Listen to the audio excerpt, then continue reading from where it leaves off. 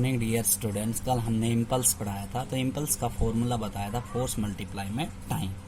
तो फोर्स का फॉर्मूला क्या होगा? इम्पल्स अपॉन में टाइम। इसका मतलब टाइम बढ़ेगा तो फोर्स कम हो जाएगा और टाइम घटेगा तो फोर्स बढ़ जाएगा। तो सबसे पहले एप्लीकेशन पढ़ते हैं इम्पल्स की। तो while catching the ball cricketer lower his hand backward direction. जब क्रिकेटर बॉल पकड़ता है, कैच करता है, तो अपने हाथ को पीछे करता है। ऐसा क्यों?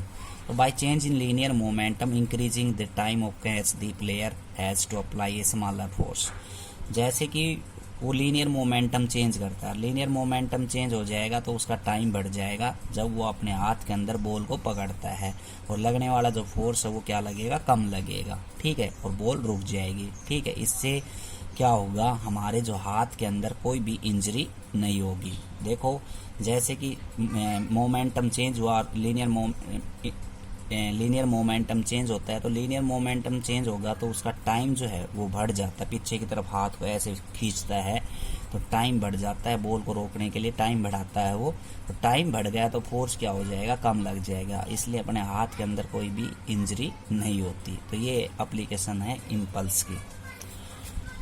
उसके बाद है Newton third law of motion. Newton third law of motion क्या आता है? फर्स्ट लॉ हमने पढ़ लिया, सेकंड लॉ हमने पढ़ लिया। न्यूटन का तो फर्स्ट और सेकंड लॉ तो फोर्स कैलकुलेट करने के लिए काम आते हैं। थर्ड लॉ क्या बताता है? दो आपस के अंदर बॉडी हैं और दो बॉडी आपस के अंदर इक्वल एंड अपोजिट जो फोर्स लगाती है वो इसके बारे में बताता है न्यूटन थर्ड लॉ। तो to every action there will be equal and opposite reaction, action बराबर माइनस रिएक्शन। मतलब कोई भी हम एक्शन करेंगे, क्रिया कर रहे हैं, तो उसका अपोजिट हमें प्रतिक्रिया मिलती है। ठीक है, इसके एग्जाम्पल की बात करें, जैसे कि हम अर्थ के ऊपर चल रहे हैं तो हमारे पैर अर्थ के ऊपर फोर्स एक्सर्ट करते हैं और फोर्स हमारे पैरों पे अपोजिट फोर्स लगाती है, जिसकी वजह से हम चल पाते हैं। ऐसे ये book lying on the table, एक बुक है वो टेबल के ऊपर रखी है, तो बुक एक फोर्स लगाती है टेबल के ऊपर, टेबल अपोजिट फोर्स लगाता है बुक के ऊपर, तो वो है action is equal to minus of reaction means Newton third law के एग्जाम्पल। अब इसका प्रूफ है, वो प्रूफ क्या है? देखो, ये एग्जाम्पल मैंने दे रखे हैं। तो एफ ए बी हमने मान लिया force on body A exerted by body B. Body A के ऊपर बी बॉडी फोर्स लगा रही है, उसको हम कह रहे हैं एफ ए बी। ऐसे ही एफ बी ए हम किसको कह रहे हैं? Force on body B exerted by body A. ठीक है, तो F A B is equal to minus F B A हमें प्रूव करना है। ठीक, दोनों फोर्स इक्वल एंड अपोजिट। तो let us consider two body A and B, they will be collide with their greater velocity when they are moving, so velocity will be change and linear momentum change। देखो, दो body हमने मान ली जो आपस में move कर रही हैं ग्रेटर वेलोसिटी के साथ, तो दो आपस में टकरा जाती हैं। टकरा कैसे जाएंगी? एक की वेलोसिटी कम कर देंगे, एक की वेलोसिटी ज़्यादा कर देंगे, तो आपस में कोलिजन हो जाएगा, तो उनका मोमेंटम चेंज हो जाएगा और उनकी वेलोसिटी भी चेंज हो जाएगी। तो मोमेंटम कितना चेंज होता है? डेल्टा P1 मान लिया change in momentum of body A, delta P2 मान लिया change in momentum of body B. तो according to law of conservation of linear momentum total change in linear momentum is zero. तो law of conservation of momentum का नियम लगा दिया, तो वो क्या होता है? Total momentum before collision, total momentum after collision क्या रहता है? कांस्टेंट। मतलब सम यहाँ पे क्या रहेगा? जीरो के बराबर, कांस्टेंट के बराबर। तो delta P1 plus delta P2 बराबर जीरो। अब डेल्टा P1 बराबर लिख सकते हैं माइनस डेल्टा P2।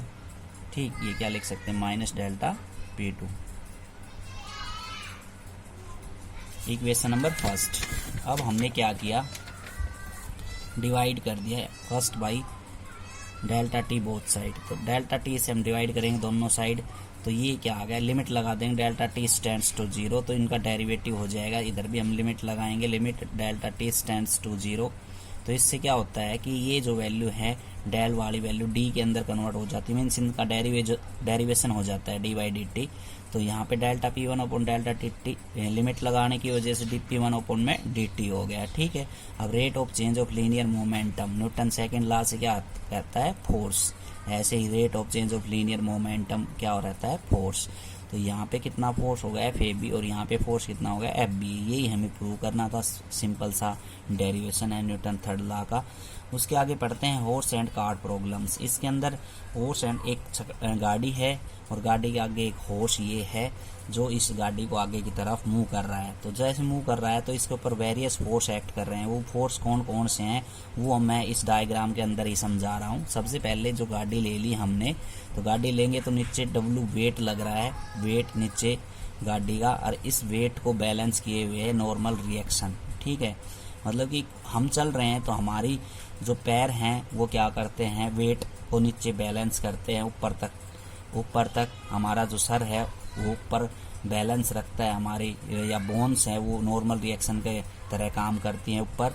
ठीक है, तो इस प्रकार कोई भी चीज़ है उसको बैलेंस करती हैं। तो वेट W1 नीचे की तरफ लग रहा है और R1 नॉर्मल रिएक्शन ऊपर की तरफ लग रही है। जैसे गाड़ी आगे की तरफ चलेगी तो इसमें टेंशन प्रोड्यूस होगी, लेकिन जो हॉर्स है वो भी आगे की तरफ चलेगा और जो गाड़ी है वो पीछे की तरफ उसको खींचेगी, तो equal and opposite tension create होगी। तो these two forces are also equal. अब वेट, हॉर्स का वेट जो है, यहाँ पे हॉर्स है तो हॉर्स का जो वेट है वो क्या है, W2। ठीक, और W2 है तो उसका जो पैर है वो नीचे अर्थ के ऊपर फोर्स एग्जर्ट कर रहा है और अर्थ उसे इक्वल अपोजिट फोर्स एग्जर्ट करती है नॉर्मल रिएक्शन के तौर पर। तो ये दोनों फोर्सेज आपस के अंदर बैलेंस है। अब ये जो आर नॉर्मल रिएक्शन है वो हॉरिजॉन्टल के साथ थीटा एंगल बना रही है। तो थीटा एंगल बना रही है तो आर कंपोनेंट को दो कंपोनेंट के अंदर तोड़ दिया हमने, R cos theta along horizontal और R sine theta along vertically. तो W2 जो है वेट वो आर साइन थीटा के साथ बैलेंस है और आर कोस थीटा क्या कर रहा है, ग्रेटर देन एफ, मतलब जितना फोर्स लग रहा है उससे ज़्यादा काम कर रहा है, इसलिए हॉर्स आगे की तरफ मूव करता है। तो आर कोस थीटा रिस्पॉन्सिबल है हॉर्स को आगे की तरफ मूव करवाने के लिए। तो ये हॉर्स एंड कार्ट प्रॉब्लम्स हैं। In horse and cart problems there are various force are acting on them. अलग अलग फोर्स हैं। The normal reaction R1 balance the force W1 weight, the horse exert force on the earth exert equal and opposite force R, so these force are balance। तो ये क्या है कि जो R normal reaction और wait मैंने बताया आपस में ये दोनों बैलेंस हैं फोर्सेज, और फोर्स जो अर्थ के ऊपर फोर्स एग्जर्ट करता है वो नॉर्मल रिएक्शन के साथ बैलेंस है forces. These force are forward direction with R cos theta, ये बात मैंने बता दी थी। आर कोस थीटा की वजह से हॉर्स आगे की तरफ मूव करता है। It produce tension T, tension ये प्रोड्यूस कर रहा है हॉर्स, और इक्वल एंड अपोजिट कार्ट जो है वो भी टेंशन प्रोड्यूस कर रही है। तो these two forces are also balance. तो on cart produce equal and opposite tension on the horse, so these two forces are also balanced। तो r cos theta greater than f है, इसका मतलब यही मूव करवा रहा है। कल हम apparent weight of a person in elevate lift ये डिस्कस करेंगे। एक मैन लिफ्ट के अंदर है तो कैसे ऊपर की तरफ लिफ्ट जाती है और कैसे नीचे की तरफ आती है। आज के लिए इतना ही, थैंक यू।